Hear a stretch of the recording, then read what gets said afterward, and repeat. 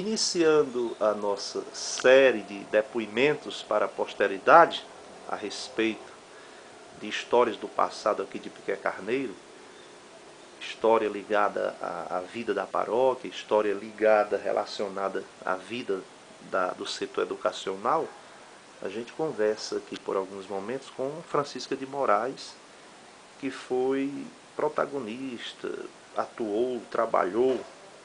A gente está aplicando o verbo no passado porque vamos puxar coisas do passado.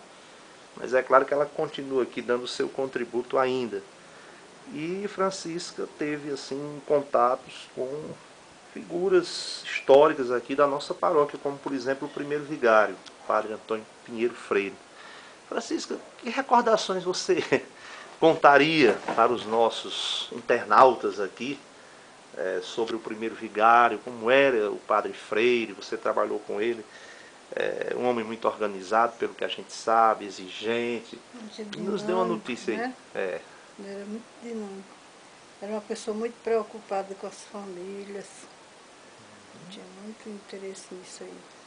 Vigiava muito as famílias, as crianças, o comportamento das crianças. Havia uma preocupação pelo social. Pelo social. social. Ele não era só a igreja que ele se preocupava assim, né? Uhum. E foi muito batalhador aqui. O tempo que ele trabalhou aqui, valeu a pena. De 1948 até 55, pelo que está documentado no livro de Tombo, né?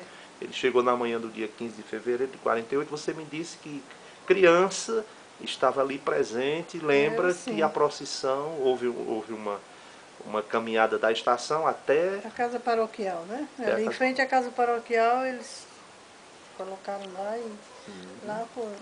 Houve os discursos, as mensagens. E à noite deve ter havido, pelo que está dito na ata, houve mais uma sessão de acolhida, de recepção. Tem a letra, né, que depois você vai lembrar. Eu lembraria pelo menos um comecinho, só dizendo, falando aqui, o trecho inicial da canção que foi feita. Piqué Carneiro. Piqué Carneiro se enche de glória ao receber o seu pastor amado. Há muito tempo era reclamado para a grandeza de nossa história. Por tanto o povo canta neste dia, alegremente, hinos de vitória. Sim. Sua missão nos traz a certeza de melhores dias para a nossa terra. Uma paróquia seriamente encerra.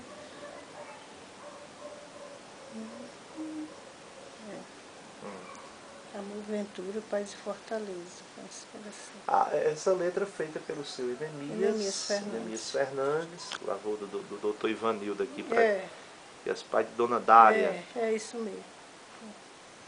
Certo, agora depois você teve também ali, claro, nesse seu trabalho junto ao primeiro vigário, você uma vez me falou de uma solenidade no Círculo Operário, reunindo as autoridades locais, era o movimento circulista. O que era esse movimento circulista? E você participou fazendo um número lá artístico em torno de uma canção. Como foi isso? Era dia de São José. Aí 19 de março. Dia 19 de março. Aí vinha esse pessoal de Senador Pompeu, o prefeito e mais outras pessoas. Nesse tempo, só lembrando aqui, para quem vai assistir depois esse teu depoimento, Piqué Carneiro era distrito, não era de Senador? Era distrito de Senador Pompeu. Certo. E aí então houve essa... eles chamavam de sessão solene. Sessão solene. Aí o padre Freire mandou me chamar e pediu que eu cantasse algum número nessa sessão. Eu disse que não sabia nada. Ele queria alguma coisa que falasse sobre a vida do campo, né? Certo, o homem do campo, agricultura. Agricultura, essas coisas. Certo. Eu digo, eu não sei de nada disso aí. Ele disse, não, mas aprende, dá tempo para aprender. Porque ele era assim, quando ele queria uma coisa, ele não desistia, não. Do intento. Era.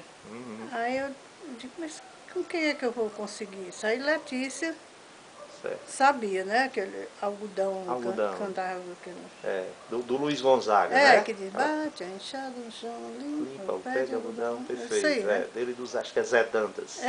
Aí eu fui para lá e nessa época minha cabeça era diferente. Sei que com facilidade eu aprendi, Você aprendeu, né? E tinha mais, a gente tinha que apresentar as coisas, mas não podia errar nada não, viu? Chamar a atenção. O diretor era exigente. Ah, mas tinha que saber, exigente. se errasse uma coisinha, ele não dispensava. Quando foi à noite, eu já estava lá, toda trajada de camponesa e toda... E assim, isso era no próprio Círculo Operário, no prédio? Tinha um palco Sim, eu conhecia. O edifício foi demolido em 94, mas a gente lembra, eu lembro sim, conheci o prédio. Era ali. Aí a gente tinha a mesa com as autoridades ali. Essa sessão foi à noite. À noite. Isso numa época que, é claro, só lembrando, também não tinha nem a Paula Afonso, era energia movida a motor. A motor. Aí houve a sessão e essa sua participação. Vamos dizer, em relação à igreja, à ornamentação dos altares, você também participou muito, né, com sua habilidade. Era eu e Santana. Santana, seu Zacarias. Zacarias também ajudava muito. No mês de maio, a gente... um dia desse eu estava lembrando. O tanto de coisa que a gente fazia para preparar um altar para uma coroação aqui. Era um dia de correria, não sabe? Zacarias carregava muito caixão, naquela época vinha muita embalagem de mercadoria, era em caixotes, né? Certo, sim. Ele carregava muito para a gente preparar aquele altar ali naquela ruma de degrau que tinha, que não era fácil. Que havia mais altares, né? Os altares laterais, não é isso também? Mas Nossa Senhora a coroação era campal. Era campal. Uma nota interessante. Eu pensei era que campal. sempre tinha sido... Não. Sei que campal tinha sido cor de uns tempos para cá. Nesse tempo... em 51... Foi em 51. Eu ainda coroei Nossa Senhora, foi a última vez que eu coroei. Campal. Era um sacrifício para subir, porque o altar era uma altura... Certo, ainda não era o altar de marmorite, era um outro altar. Não, era altar que a gente construía com caixotes, sabe? Era assim, era um negócio todo... Toda a estrutura que vocês montavam. Tudo era montado pela gente. Flores a gente era que fazia. Nessa época não tinha flor plástica. A gente era quem fabricava essas flores o mês todinho, né, no fim. Isso ali tudo supervisionado pelo vigário, que era muito exigente e conhecedor de arte. Ele era muito exigente. Inclusive, só para mostrar aqui a foto, você pode apresentar essa foto aqui, Francisca, porque é uma relíquia. A gente está aqui focalizando. Justamente era um dos altares laterais que já não existe. Isso aí era dentro da igreja. Dentro da igreja. No mês de maio, porque era assim, cada dia tinha aquele grupo responsável para preparar o altar do mês de maio, né? Certo. E no fim do mês o encerramento. Então o encerramento sempre era eu e a Santana e o Zacarias que preparavam o altar. E você tem justamente aqui esta relíquia, ela me apresentava ali, com a dedicatória aqui do primeiro vigário, o Padre Freire, dedicando a Francisca de Moraes esta foto. Mostra aqui o altar de Nossa Senhora de Fátima, ornamentado em 1954, no ano mariano de 1954. Interessante que, por exemplo, eu mesmo já não alcancei esses altares laterais. Agora a imagem de Nossa Senhora de Fátima é a mesma que está ali em nossa igreja. Infelizmente foi danificada, modificada numa restauração sem gosto e mal feita que fizeram dela. E, infelizmente tem desses descuidos. Francisca, continuando aqui o nosso bate-papo, em relação agora, vamos dar uma mudança aqui no assunto.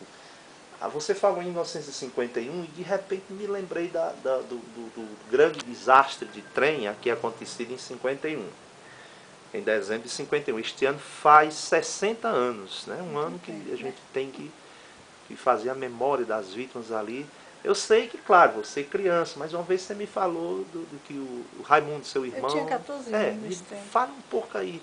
Como foi a lembrança que você tem desse dia trágico aqui para Piecar? Bem, eu mesmo não participei diretamente desse momento, né? Porque eu tinha viajado com o meu irmão, com o Raimundo, a de véspera, Copiara. né? Você me falou que tinha um... Na véspera, nós fomos a Copiara. Ele foi comigo e voltou no outro dia, muito cedo, que foi o dia do acidente. Do acidente. Né? Voltou... Para aqui, para Piquet Carneiro. Mas em que transporte? No mesmo trem. Ah, no trem? Foi. Então o Raimundo vinha no trem? Vinha. Que virou? Esse vinha, ele foi quem deu a notícia aqui, na estação. Muito bem, então continue. Né? Certo. E eu vim saber depois, horas mais tarde, quando a notícia chegou a Copiara, que naquela época tudo era difícil, era só por meio de telégrafo. Né? Aqui mesmo Piquet só recebia através da estação. Tudo era assim. Aí foi que a notícia chegou, o meu tio veio e não deixou que eu viesse. Uhum. Porque ninguém sabia se o Raimundo não tinha morrido. Porque até aquela hora ninguém sabia de nada, notícia, né? Tá certo. Aí ele veio um sobrinho dele, outras pessoas de Acopiara, e à tarde foi que voltaram e levaram a notícia. Que até essa data ninguém sabia exatamente como era que tinha sido.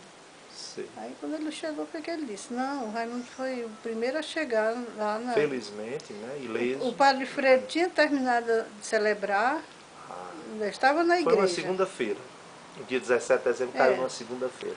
É o que está dito nas crônicas, nos jornais. Eu não lembro bem o dia, né? Uhum. Aí eu sei que ele chegou e o padre Freire ainda estava na igreja. Aí ele foi quem comunicou ao padre. Comunicou ao padre, disse, senhor vá, que tem muita gente morrendo.